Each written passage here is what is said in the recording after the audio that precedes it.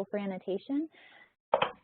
After we had seen the demo and overview of this tool by Marianne Martone back in the summer, we decided that it might be a good use to actually conduct a time trial. So I'm going to go through the actual time trial we did to see whether or not this annotation tool could expedite the curation process and save us time. And then, as I mentioned, I'll go through the SOP that was created as part of it. What is really helping the time savings is by organizing the SOP and allowing for quick and easy copying and pasting of the curation data into the interface. And so, as Jenny had mentioned, this work was done in the UNC Biocuration core, and the two curators that performed it were myself and my Jim McGuan, another biocurator with the UNC Biocuration core. And so just to let you know, what is Hypothesis? Hypothesis is a tool in which allows you to annotate any HTML link on the internet.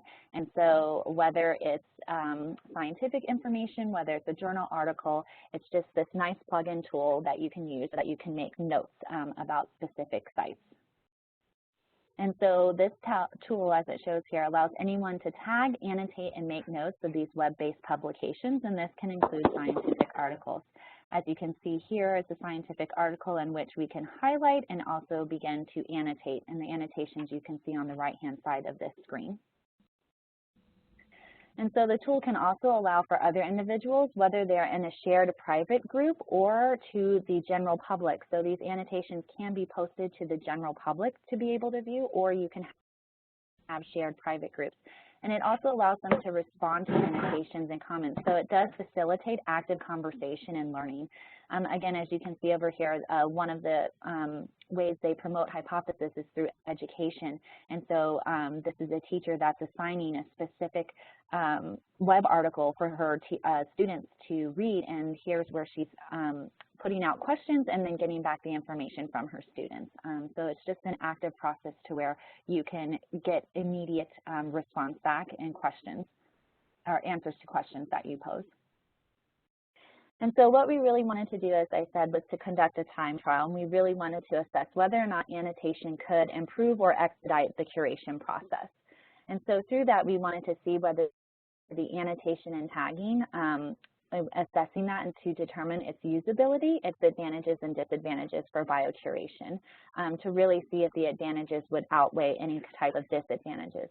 We also developed a standardized SOP that coordinates with the ClinGen GCI and the gene curation SOP process. And so by organizing it, it allows you to annotate the pertinent information that's required for the entry into the GCI. And then we conducted this time trial just to really assess if the annotation could actually expedite gene curation, which I'll review now. So for our time trial, our experimental design is that we just wanted to choose 6 presumed definitive gene disease associations, and those would be curated by myself and by Jen, 2 curators. These gene disease associations did include autosomal dominant, recessive, and X-linked inheritance. We wanted to make sure that our times were not skewed based on a specific inheritance pattern.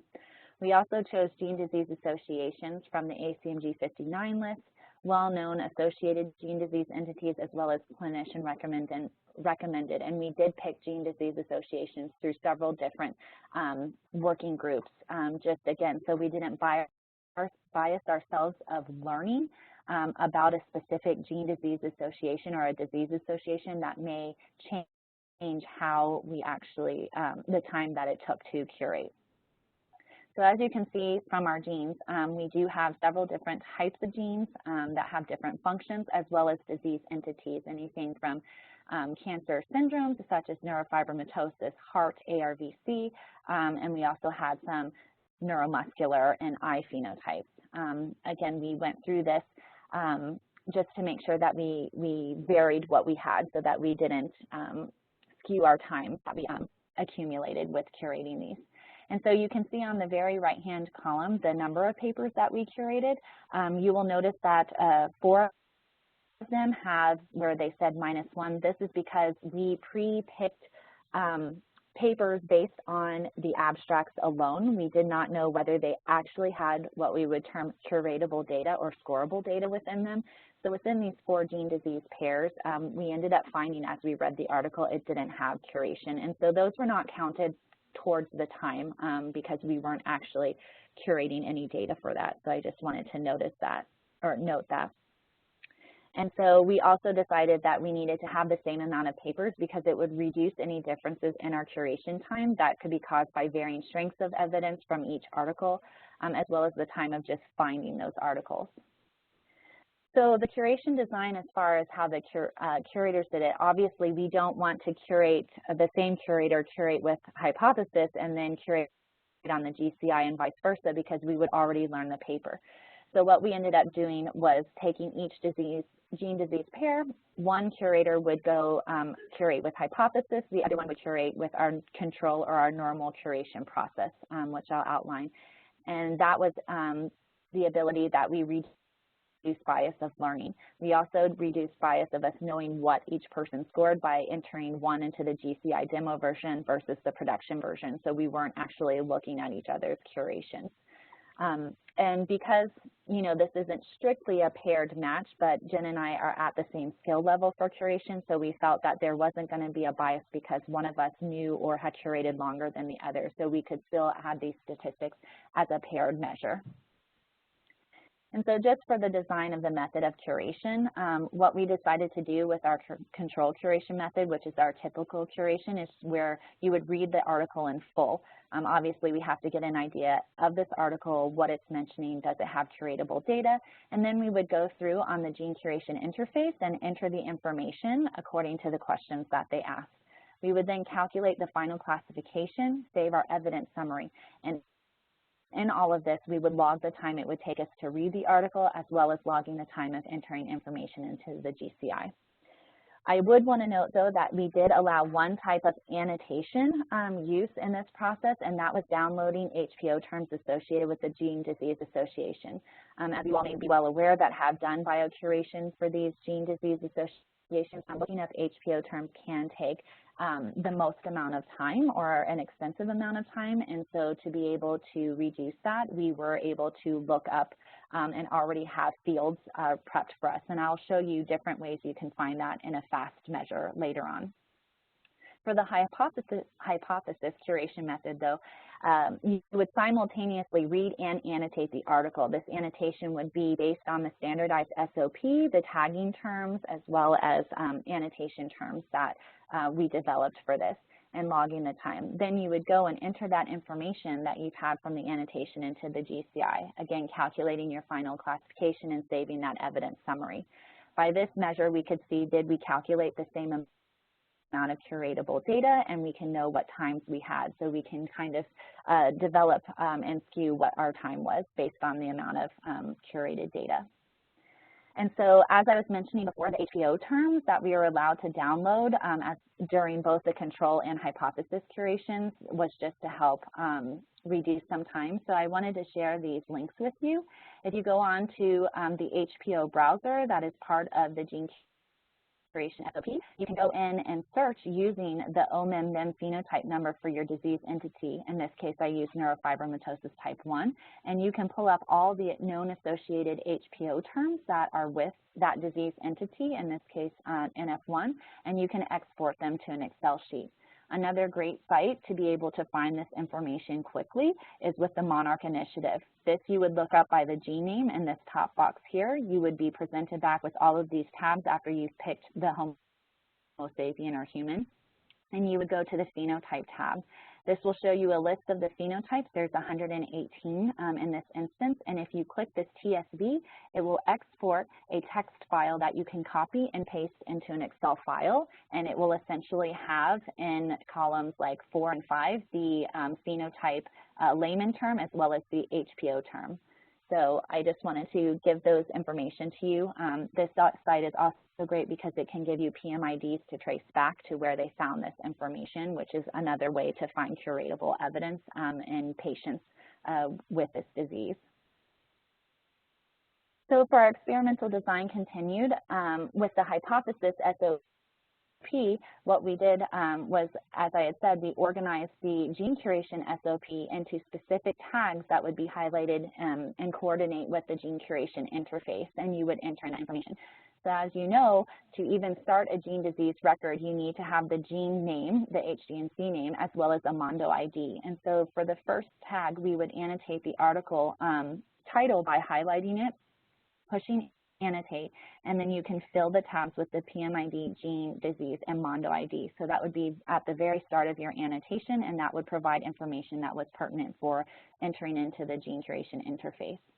For each case report, the way we really helped to save time was to annotate all the clinical information in one annotation or one page note per case. Instead of annotating and highlighting all of the phenotypes first and then having to divvy between them, as well as the clinical cases, as you can see at the bottom, I would highlight one clinical case and I would write all of the labels, demographics, HPO terms, previous testing, genotyping method, every piece of information that's required for entry into the GCI to score this case.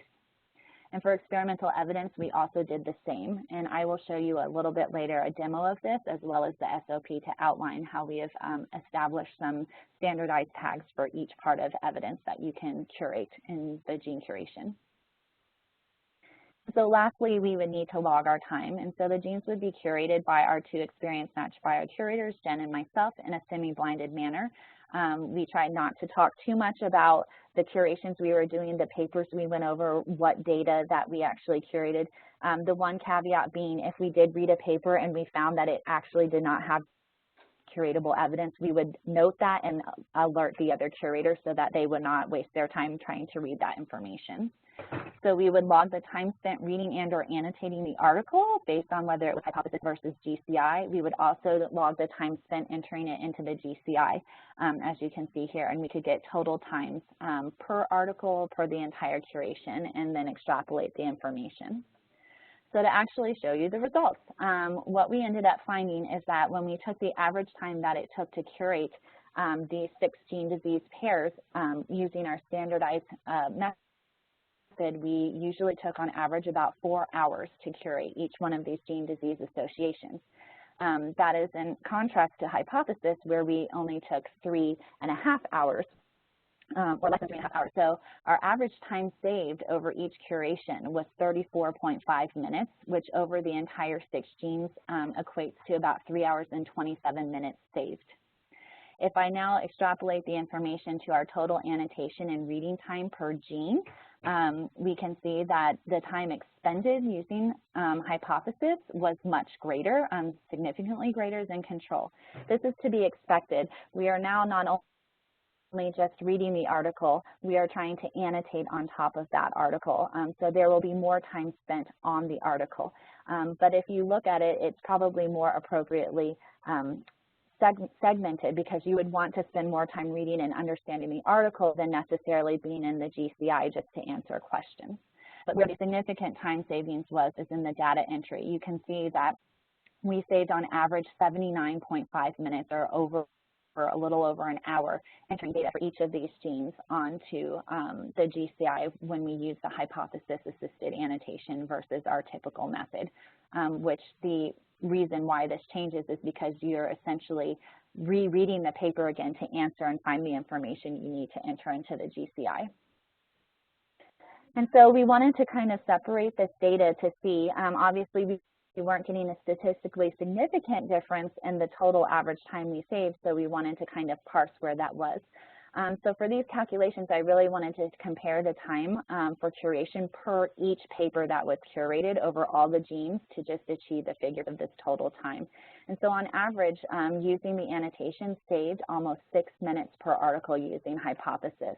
So this means that over 12 articles, a curator can save 1 hour using hypothesis-supported annotation. And this is a significant finding through the paired p-value there. Now, another thing we wanted to look at is that, yes, we did normalize to the PMID, but I wanted to then normalize to the actual number of items curated, or these curatable units. Obviously, we know that papers that have several clinical reports or probands can have, up to 7 or 10, so you have those many curatable units, versus a paper on a mouse model where the entire paper would be 1 curatable unit. And so this just takes into account any variation in time also that we had due to differences in the number of items curated. I will say that overall, we curated 74 units for both hypothesis and control, which were equal, but there were some intragene curation differences. And so from that, we did find that we saved on average 5 minutes. Again, that's close to the PMID time because some papers only have one curatable unit versus others that may have multiple. So the time frame is going to be similar.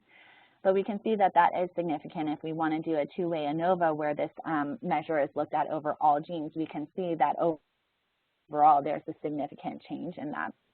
The one gene disease association in which we did not save on hypothesis, which would be the hashed bars versus our typical method would be the RB1. This really was because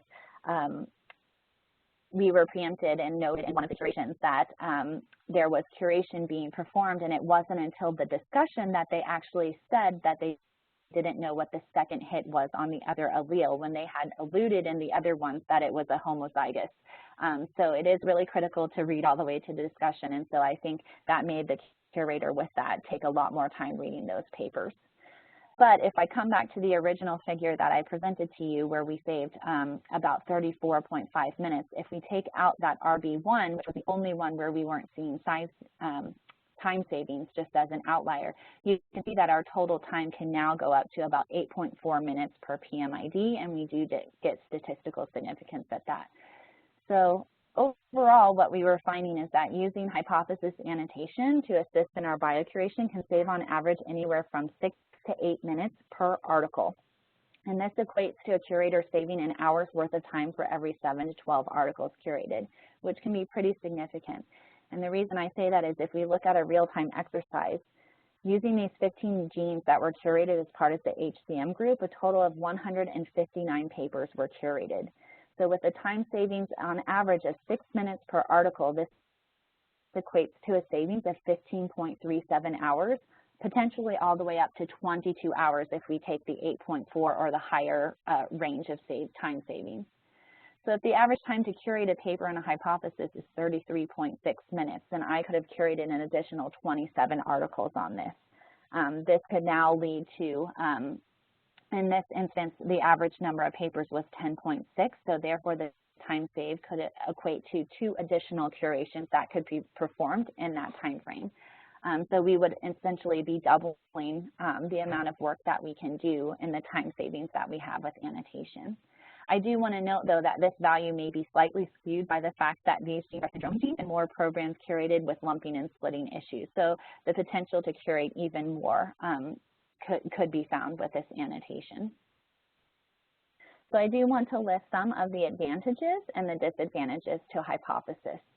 The advantage, first one, it's free for anyone to use. I would suggest whether your working groups want to use it or not, if you're really interested, go to the Hypothesis website, download the plugin which works through Google Chrome, and you can start yourself with your own annotations, whether it's with Biocuration or anything else that you're doing. It's really great that this tool is free for us to do that.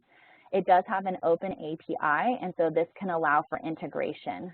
So with use of this API, we may have the ability to refine our SOP for tagging that could allow for uploading of annotated articles into the GCI, thus saving more time on our curation. It also allows for the development of other tools for integration or exportation of data.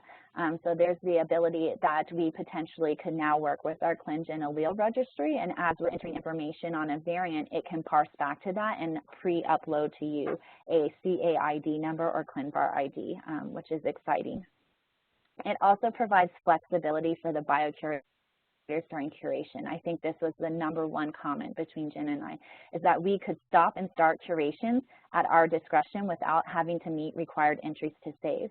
And the GCI really, once you start something, you have to be able to finish all the entries for that particular either probe-in, case report, individual, or experimental evidence before you can move on. And so with the annotation, it allows us to already collect that information and stop and start as we choose. And we can also communicate and share annotations with experts in real time. If they are part of a working group, they could easily go within their hypothesis login and dashboard and go and look up articles and respond to questions that you may have.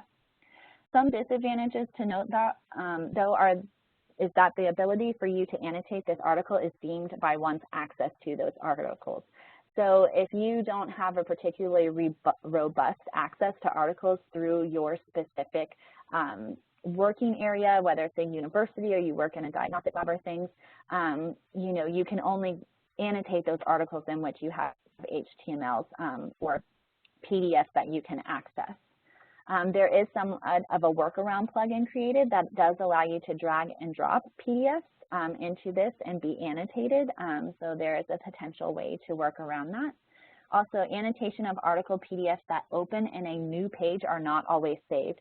So unfortunately, if a new URL is picked up every time, it will not save your annotations to that specific article, but you still should be able to see your annotations on your Hypothesis dashboard. You just will not be able to see them highlighted and working with the article. We do note to please use the HTML version of the article where possible. Older articles from the 80s, 70s, 60s that are typically on PDF, that URL doesn't change, so we have been able to successfully annotate on those PDFs and be able to link them back. And I'll show you what I mean by linking them back in a little bit.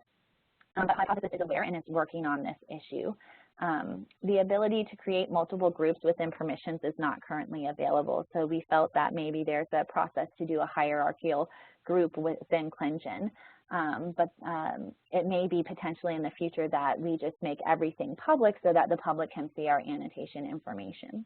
And it is a reliance on an external source for functionality with Hypothesis, but we also have to rely on several other external sources, including our GCI, BCI, ClinVar, Confluence, and OMIM to be able to access and get information, the ClinGen allele registry. So it's not that much of a disadvantage or different than what we're used to.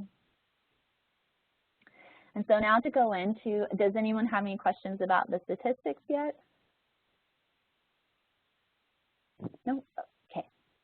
So I will carry on with the SOP. So what I do want to show you is that this was the key to our time savings, I believe, is just organizing in the data that is required for the GCI as well as our gene curation process in general, and creating standardized tags for everyone to use that would coordinate the information.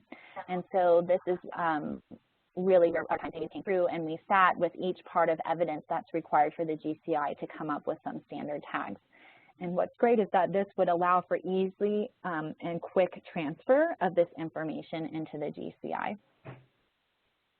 So here are some just examples and highlights, is that family and segregation data we could get by giving standardized tags that you can go through and highlight and annotate. Experimental data, this is function where you can select that your gene A, give it an experiment name, go terms which are required with a hyperlink that leads you to that already in our SOP, as well as functional evidence, H, D, and C of genes, and the data model system. And so every data field for the GCI is coordinated with a tag and is assigned in specific tags. And so just to show some tagging in action, and I will actually demo for you a tagging process and completion into the GCI in a few minutes. But here within this article, I would highlight the title here and just go ahead and tag with the PMID, gene name, and Mondo ID, which is required for the initial entry of this gene disease association. And as you can see here, this is coordinated fields with our GCI, so you're already collecting the information that's required for your entry and assignment of this record. Furthermore, as we go through and annotate each one of these case reports, we are filling out the case label and the information here. We also have the HPO terms that you would be looking up and that you could copy and paste, as well as genotyping method within these and whether they've had previous. You would have the ClinVar ID that you can enter in for that information. And I suggest using the Nomad just so you know ahead of time, but obviously the GCI has the capability once you enter in the ClinVar ID to go look up that information afterwards. And then any additional case info that would be important for the curation, and this could be put into your notes or why you may score up or down a specific variant. And so this is just to remind myself to come demo this for you.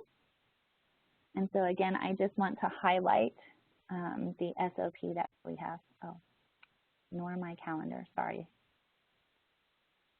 So this is going to be the SOP. I'm going to give it to Jenny, and she can post it onto the Biocurator workgroup along with these slides later on. It does have a lot of notes in the beginning of what you have, but I just wanted to highlight and show you the main part of it, is that we're giving you each one of the category and primary tags that you would give, such as general, secondary tags where you would include your gene of interest, ClinGen, and annotating this information. We also have taken into account any contradictory evidence that may be important for disputing or refuting a claim, as well as any lumping and splitting issues that may occur in this gene-disease relationship. We also found that if you have groups, we can cluster all of this group information and demographics into a way that could be easily transferred, as well as family information.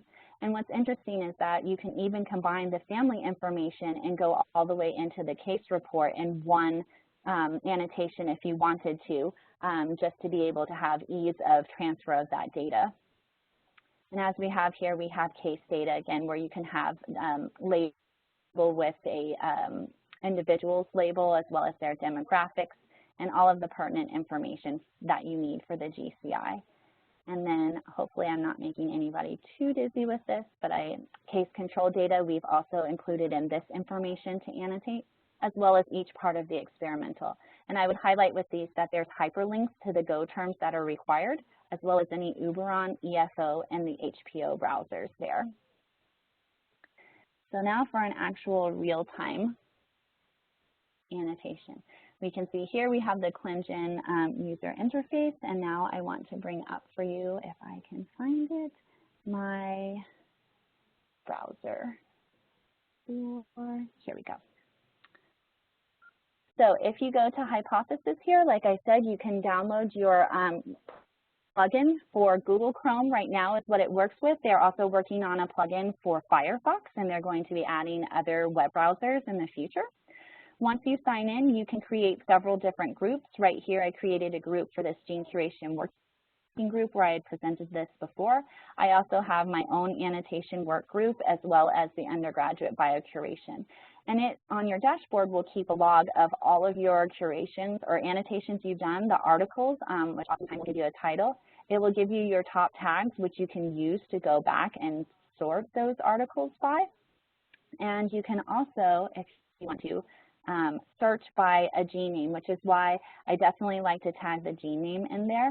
I'm going to switch over very quickly just to my own annotation table because I have many more genes here. But even if I want to say NF1, it will sort now by all of the articles that I tagged with NF1 in those articles. And I can do this for any gene that I did a curation on. This is really nice for eventually if you get into groups where you want to go through and anyone can see the annotations you've made. You can have your experts go in here and look at information, but it would allow you as a group to be able to see all of this information and sort it based on your gene and or your tags that you have here. So I'm going to switch over very quickly back to the Gene Curation Working Group page. So here it also notes the number of annotations that you have. What's really interesting is when you want to go back now to see these annotations, you can put this little flyer here that says Visit Annotations and Context.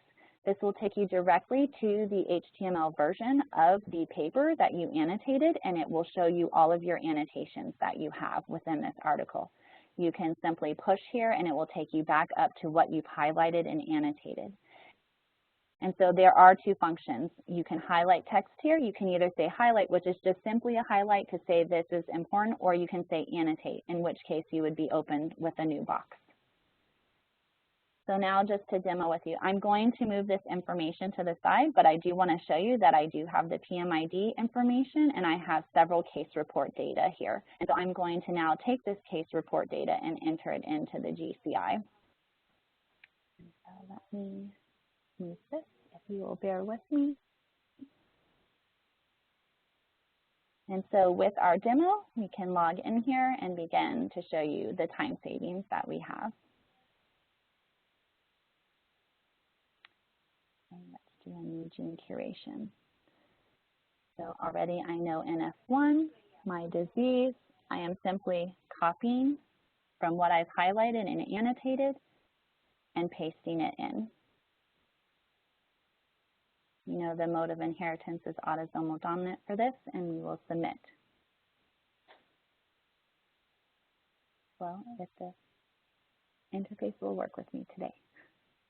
So we already know to start annotating, we need a PMID number, which we have at the top of that annotation page that we had there. I can retrieve the article, bring this up, and already start curating on an individual. So you will find here that we can come to this individual. They are the proband, copy the disease. And obviously you can copy from a group's HPO terms and do a whole group and use this awesome copy button that they have, which is on the production version. And you can also add new ones to that. But for here, we can just keep putting in the information that we have for this. I know that they are onset 41 years.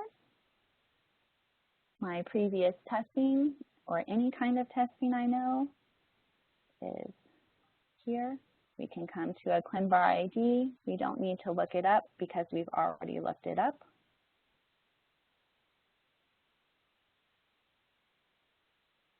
We can say no. And we know it's a loss of function variant, and there is no other information here. So we score and save. And then you would keep adding on more individuals as we went through this. And so this is where, again, from the statistics, you could see our time savings was very significant. In this particular case, we could spend just as little as a minute or less. Some of the experimental evidence that we had, we would only spend about 10 seconds entering in the information instead of typing it all in after we've read the paper.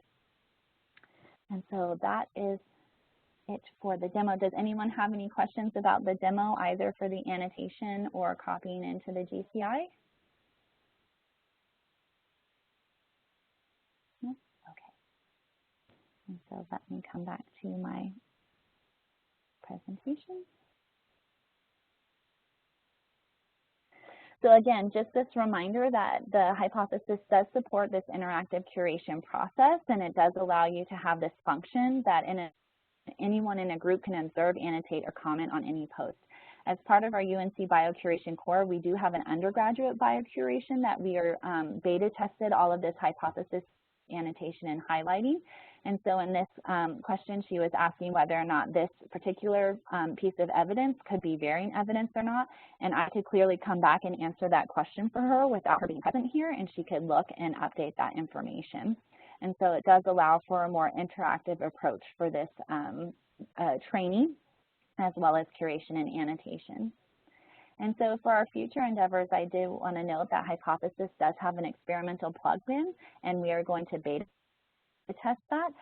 It potentially allows for the pre-population of database fields simultaneous with annotation. So as we would annotate these standardized fields, it would coordinate back to our GCI and be able to fill those fields. So it can facilitate the entry of those data fields as they're being annotated. We don't know that this will work all the time, but we are willing to work with them and beta test this to see if we can potentially have even more time savings. Also, we decided to look at how Hypothesis could have other potential uses within ClinGen. And as Jenny wrote in her email today, not only with gene curation, there could be a use for variant curation. We could develop a supported general SOP for this. It can just allow for tagging of specific variants with the PMID, which could be very useful for you to put back information, but also for uptake of these variants into the ClinGen allele registry. This is one thing they're trying to do, is coordinate PMIDs with variants. You can also tag in just certain other information that could be helpful for the group using this dashboard and annotations, so you have lists of these. Also, curation by outside sources. So this would be community curation, which could be volunteers, diagnostic labs. This would allow the use of the ClinGen framework to gather the data. It would potentially be a more easily digestible way to go through our gene curation process, which is very extensive, but it does allow a ClinGen affiliated curator to review this work and make decisions of the usability before it's entered into the GCI, so that we don't clog up the GCI or cause any kind of problems or time delays just by the number of people who are using it, as well as repetitive gene disease curations that potentially could happen from the lack of people successful using lumping and splitting criteria, etc. Also, a great way for training, you can develop standardized articles to highlight curatable evidence and inform on the curation process. And so this could be a way to pose questions in advance of curation and knowledge, and a way for us to really show how we curate and what is information that is important for our curation. And then in future iterations, looking just at education credits for individuals. And so I just want to thank you all for your time, and I'm here to answer any questions if you have them about hypothesis, annotation, or curation.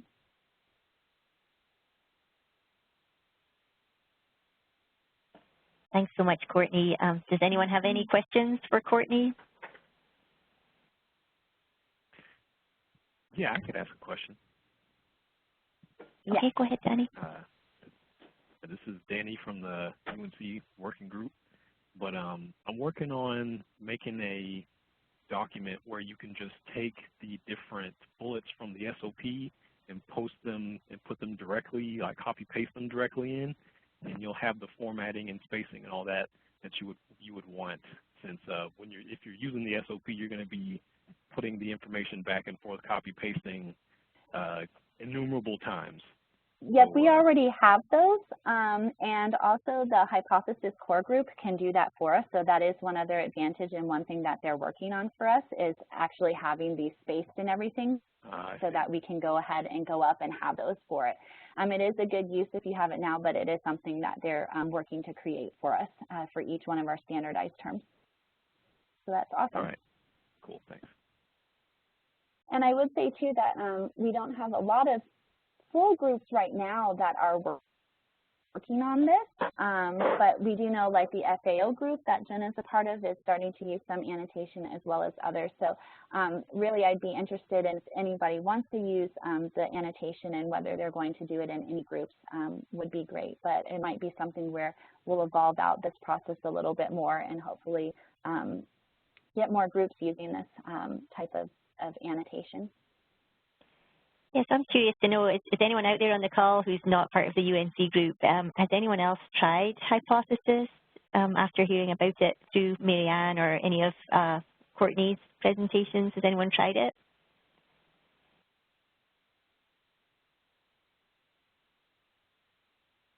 Oh, all right, so this is great, Courtney, that you know, explaining the use of Hypothesis here, and you know, hopefully folks will have a chance to try it out. And if you have any thoughts or comments, please do let us know. And I will go ahead and I'll post the recording of this call and also the SOP on our Biocurator working group site on Confluence, so everyone will have access to that. And like I said, please do keep in touch with any questions or any feedback that you have. That would be really helpful. Hey, Jenny. Uh-huh. This is Christy. I don't have a question, but I just wanted to say thanks to Courtney. This was terribly helpful. I've sort of been interested in it, but scared to try it because I'm so busy.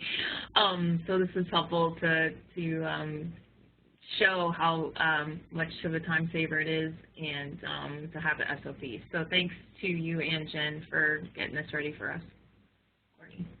Oh, you're welcome. And maybe it's something between Danny and I, and with ClinGen, we can also post to the Biocurator work group any of these blank forms that we have that we've already created, so you're not always having to copy and paste over again for those. But I would definitely really tell people, if you have time and you're doing a curation, to please try it out. It really, once you learn how to use it, it's really a time saver.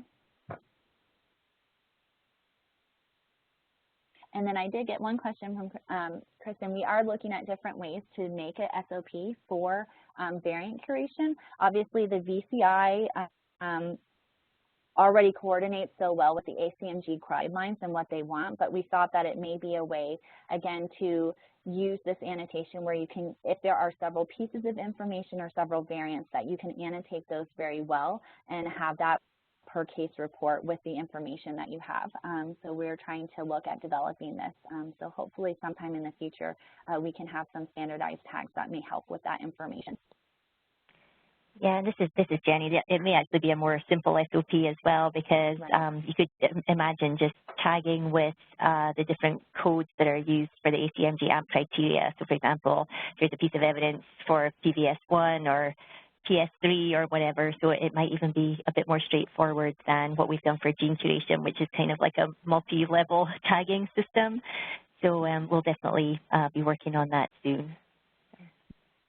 Right, and it could be something, again, where you can take that SOP and make modifications for your specific variant curation so that you can put in notes for your own SOP to know for your variant curation expert panel what pieces of evidence you're allowed to use and not, so you can take those tags out, as well as what you're looking for. If it's the functional assays, what specifically you're looking for in your SOP.